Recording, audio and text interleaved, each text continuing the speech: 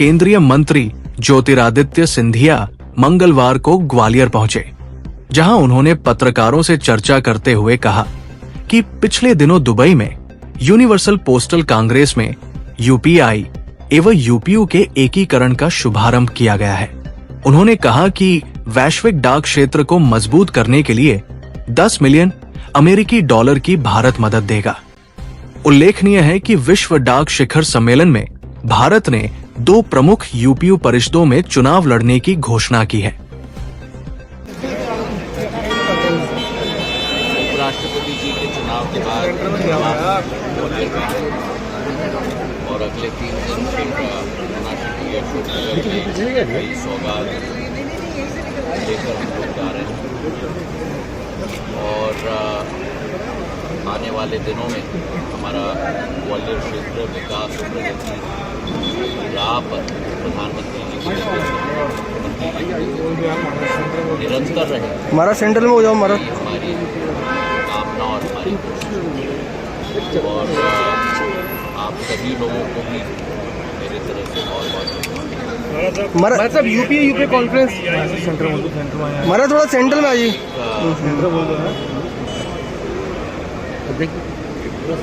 समझौता हमारा सब संयुक्त राष्ट्र की बीच में यूनिवर्सल में सेंटर में 193 देश हमारा साहब को 1875 में जो संस्था स्थापित हुई और भारत की एक बहुत अहम भूमिका उस जमाने से मतलब 150 वर्षों से उस संस्था में रही है, अंतर्राष्ट्रीय संस्था में रही है।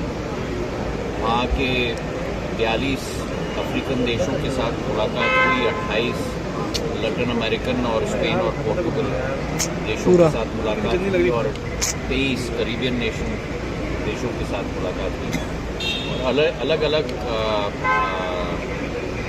देशों के समूह के साथ भारतीय डाक विभाग की साझेदारी और समझौते पर हस्ताक्षर किए गए और यूपीयू मतलब 193 देशों की संस्था के साथ भारत का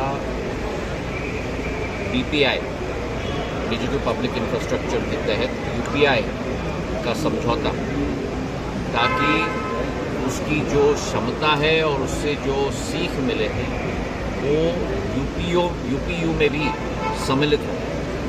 इस पर समझौते पर भी हमारी हस्ताक्षर हुई और यूपीआई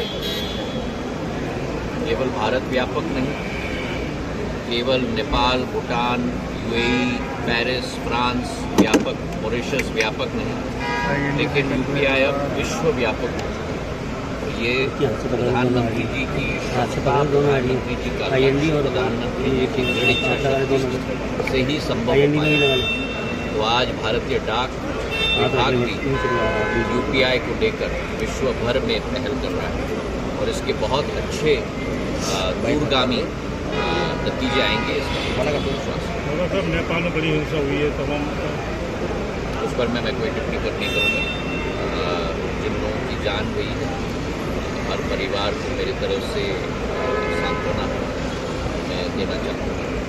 नेपाल के साथ भारत का तो बहुत गहरा और प्राचीन संबंध है और सिंधिया परिवार का भी एक बहुत पारिवारिक संबंध नेपाल के साथ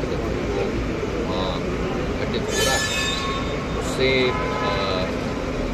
सभी लोगों को दुख है, अमन, चैन और शांति को श्रीमंत सिंधिया